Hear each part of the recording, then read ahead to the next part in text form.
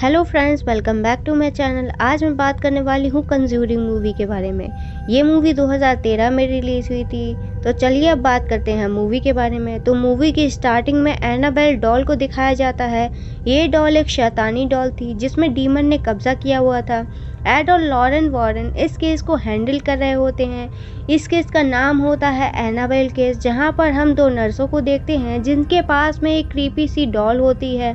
शुरू में इन्हें लगता है कि ये सिंपल डॉल है, लेकिन जब एक दिन ये दोनों नर्स घर पर आती हैं तो वो देखती हैं कि घर की दीवार पर मिस मी लिखा हुआ था और उनकी पिक्स को किसी ने खरोचा हुआ होता है।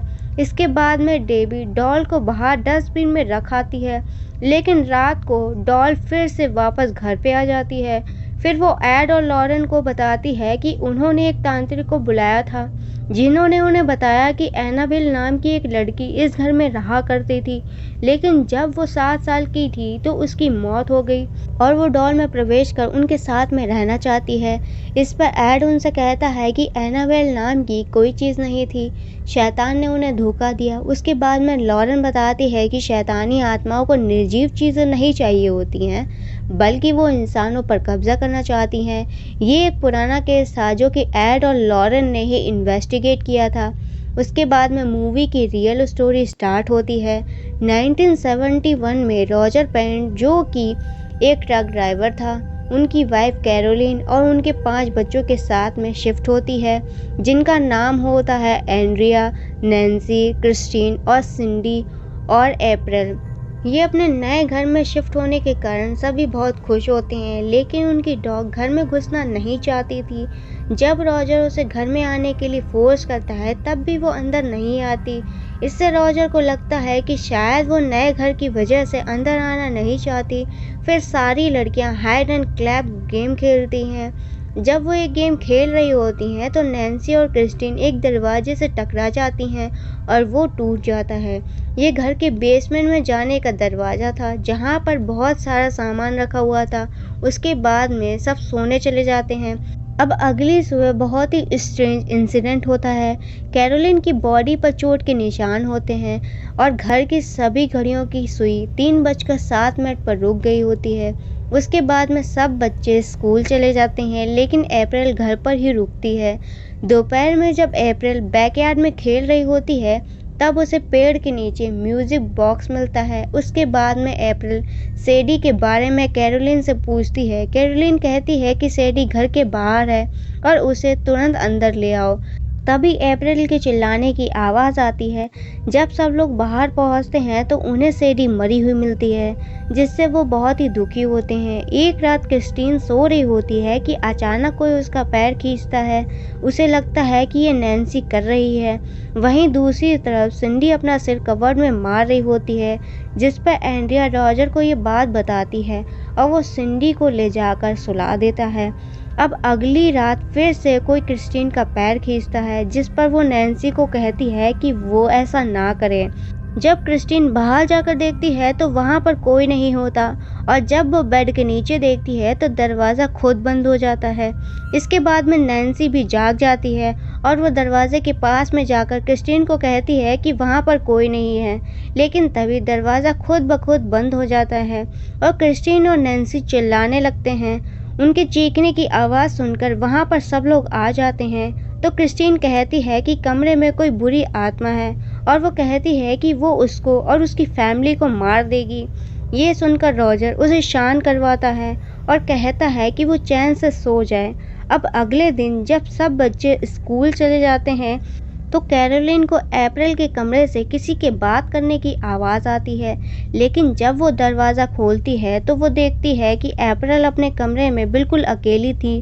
अप्रैल से पूछने पर वो बताती है कि वो अपने एक फ्रेंड से बात कर रही थी, जो कि उसके खिलौने में चाबी भरने के बाद ही दिखाई देता है। लेकिन जब कैरोलिन उसकी चाबी घुमाती है तो उसे कोई नहीं दिखता और अप्रैल उसे डरा देती है पीछे से आकर। तभी अप्रैल शिकायत करती है कि उसके साथ में कोई नहीं खेलता, जिसके बाद में वो दोनों हाइड एंड क्लैप गेम खेलते हैं। जब कैरोलिन अप्रैल के साथ में खेल रही होती है तो उसे एल्मीरा से क्लैप की आवाज़ आती है और एल्मीरा खुद ही खुल जाती है। जब वो एल्मीरा की तरफ बढ़ रही होती है तो अचानक से उसके पीछे अप्रैल दोबारा से आकर उसे डरा देती है। लेकिन एल्मीरा चेक करने के बाद वहाँ पर कोई भी नहीं होता है और कैरोलिन इस बात को इग्नोर कर देती है। उसी रात जब सब सो रहे होते हैं तो कैरोलिन को हॉल से क्लैप की आवाज़ आती है। जब वो बाहर जाकर देखती है तो वो आवाज़ उसे बेसमेंट में लेकर जाती है। जब कैरोलिन बेसमेंट से बाहर जा रही होती है तो वहाँ का दरवाज़ा अपने आप बंद हो जाता है और वहाँ का बल्ब भी अपने आप फूट जाता है, जिससे वहाँ अंधेरा हो जाता है। तभी कैरोलिन माचिस जलाकर देखती है तो उसके पीछे दो हाथ दिखाई देते हैं जो क्लैप करते हैं। इसके बाद वहाँ अंधेरा हो जाता है। वो दरवाज़ा खटखटाती है। वहीं दूसरी तरफ सिंडी एंड्रिया अपने बेड पर सो रहे होते हैं तो एंड्रिया देखती है कि सिंडी ज़ोर ज़ोर से अपना सर कबर्ड में मार रही होती है। इसके बाद वो सिंडी को पकड़कर बेड पर सुला देती है, लेकिन सिंडी कबर्ड की तरफ इशारा करती है। तभी एंड्रिया को कबर्ड पर ईविल स्पिरिट दिखाई देती है जो उस पर हमला कर देती है। अब अगले दिन हम देखते हैं कि एड और लॉरेन एक प्रोजेक्टर से एक क्लास ले रहे होते हैं और कैरोलिन भी वहाँ पर होती है, जिसमें एड और लॉरेन बताते हैं कि पोजेशन के 3 स्टेज होते हैं, जिसमें सबसे पहला आहट सुनना और किसी के होने का एहसास होना। इसके बाद में आत्माएं इंसानों को कमज़ोर कर देती हैं और उनके जीने की चाह ख़त्म कर देती हैं, और जब ऐसा होता है तो वो पोजेशन की असली स्टेज होती है। इसके बाद में कैरोलिन उनको अपने घर चलने की रिक्वेस्ट करती है। पहले तो वो दोनों घर चलने से मना कर देते हैं, लेकिन जब कैरोलिन बताती है कि उनके घर में बच्चे हैं तो वो उनके साथ में चलने के लिए मान जाते हैं। अब घर पहुंचते ही सब बहुत डरे हुए होते हैं। इसके बाद वो घर को चेक करते हैं। कैरोलिन उनसे कहती है कि वो सब साथ में सोते हैं और उनके पूरे घर में ठंड होती है। इसके साथ ही कोई घर का दरवाज़ा 3 बार खटखटाता है, जिस पर एड बताता है कि ये क्रॉस को इंसल्ट करने के लिए होता है। इसके बाद रॉजर बताता है कि घर में बहुत अजीब बदबू आती रहती है। इसमें एड कहता है कि ये ईविल स्पिरिट के होने का साइन हो सकता है। इसके बाद में जब लॉरेन बेसमेंट में जाती है तो उसको अजीब सी आवाज़ आती है और वो सब कुछ सेंस कर लेती है। फिर वो एड को कहती है कि यहाँ पर बहुत कुछ बुरा हुआ था। इसके बाद में वो बैकयार्ड में होती है तो उसको एक पेड़ से एक बॉडी लटकी हुई दिखाई देती है। उसके बाद में एड ऑडियो रिकॉर्ड करता है, जिसमें वो कैरोलिन को अपने साथ में हुए इंसिडेंट के बारे में बताने के लिए कहता है। लॉरेन बताती है कि उनके घर में एक शैतानी आत्मा है और जब वो लोग इस घर में आए थे तो उसने उन्हें तब भी देख लिया था, जो उनके पीछे खड़ी थी। उसके बाद में एड कहता है कि वो आत्मा उनके साथ में जुड़ चुकी है और घर छोड़ने पर भी कुछ नहीं होगा और उन्हें इस केस की इन्वेस्टिगेशन करनी होगी ताकि वो सब कुछ एविडेंस इकट्ठा कर सके और इन एविडेंस के आधार पर चर्च उन्हें एग्जॉर्सिज्म की इजाज़त दे सकता था। रात को लॉरेन एड को बताती है कि ये घर 1863 में जैक्सन सलमान के पास में था, जिनकी बीवी का नाम बादशिवा था। उन पे काला जादू करने का इल्ज़ाम लगा था। बादशिवा ने अपने 7 दिनों के बच्चे को जलाकर बलि दे दी थी। इसके बाद में वो घर से भाग गई और एक पेड़ पर फांसी लगाकर अपनी जान दे दी।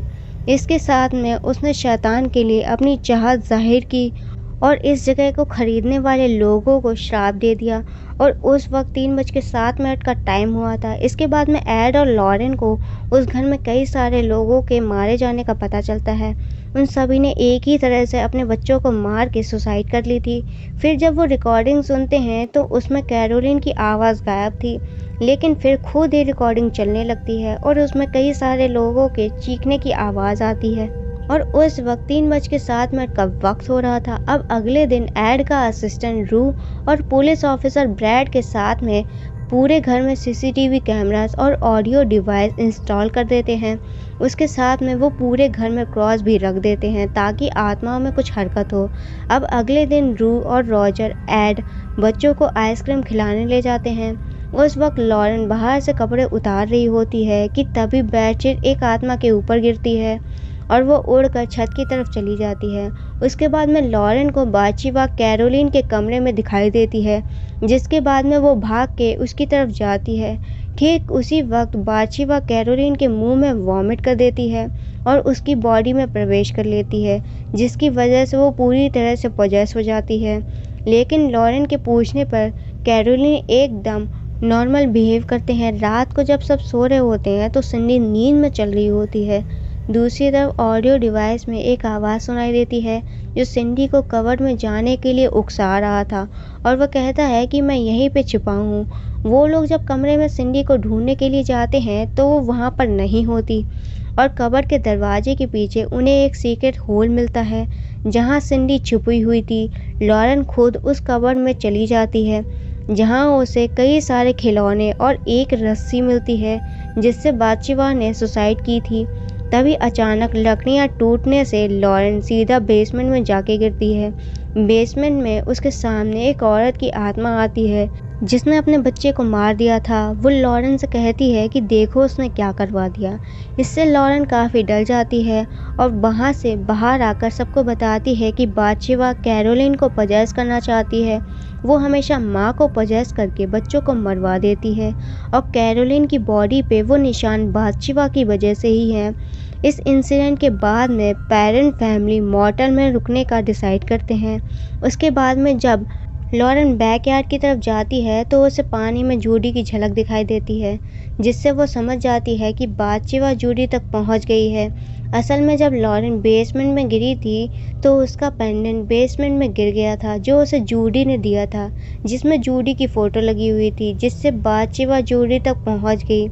अब बाद में एड और लॉरेन चर्च में जाकर सारी वीडियोस फादर जॉर्डन को दिखाते हैं जिस पर फादर जॉर्डन कहते हैं कि एग्जॉर्सिज्म का ऑर्डर सीधा वेटिकन की तरफ से आना चाहिए क्योंकि पेरेंट फैमिली चर्च की मेंबर नहीं है तो उनको एग्जॉर्सिज्म का ऑर्डर जल्दी नहीं मिल सकता।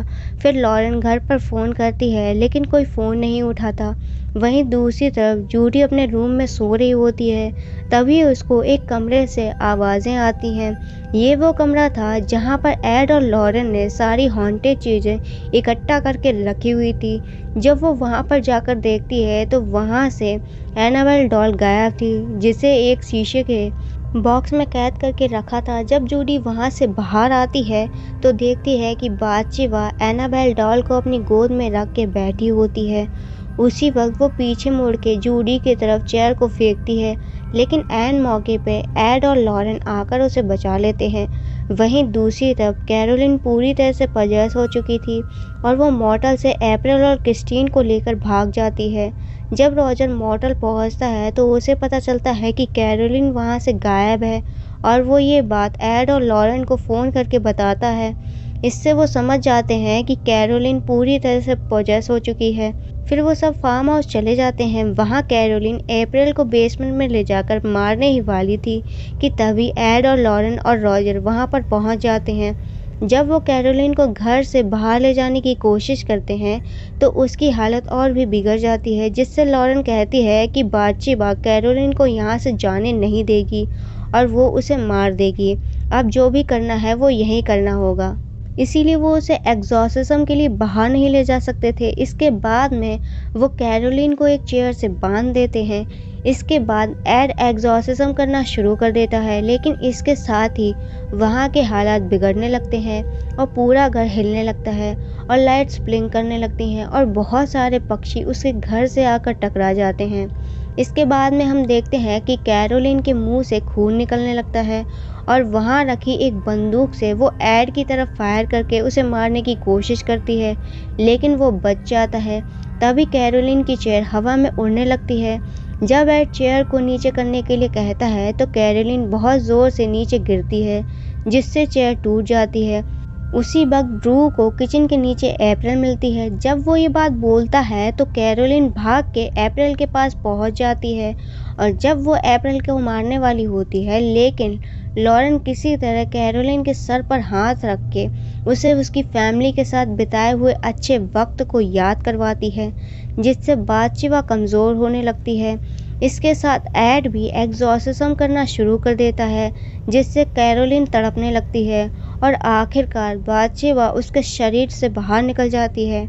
अब अगली सुबह कैरोलिन की बॉडी पे जितने भी घाव थे वो धीरे धीरे ठीक होने लगते हैं। उसके बाद में एड और लॉरेन अपने घर वापस आते हैं तो उन्हें पता चलता है कि वेटिकन ने एग्जॉर्सिज्म करने की इजाज़त दे दी है जिस पे वो थोड़ा हंसते हैं और साथ ही उस म्यूज़िक बॉक्स को जो कि अप्रैल के पास में था उसे वो अपने रूम में रखते हैं, जिस रूम में सभी हॉन्टेड चीज़ें उन्होंने रखी थी। और इसी के साथ ये मूवी यहीं पे ख़त्म हो जाती है। इस मूवी के बारे में आपका क्या सोचना है, कमेंट करके ज़रूर बताएं। दोस्तों, आज की वीडियो में बस इतना ही। आशा करती हूँ आपको मेरी ये वीडियो पसंद आई होगी। अगर आई है तो इसे लाइक, शेयर और चैनल को सब्सक्राइब ज़रूर करें। Thank you.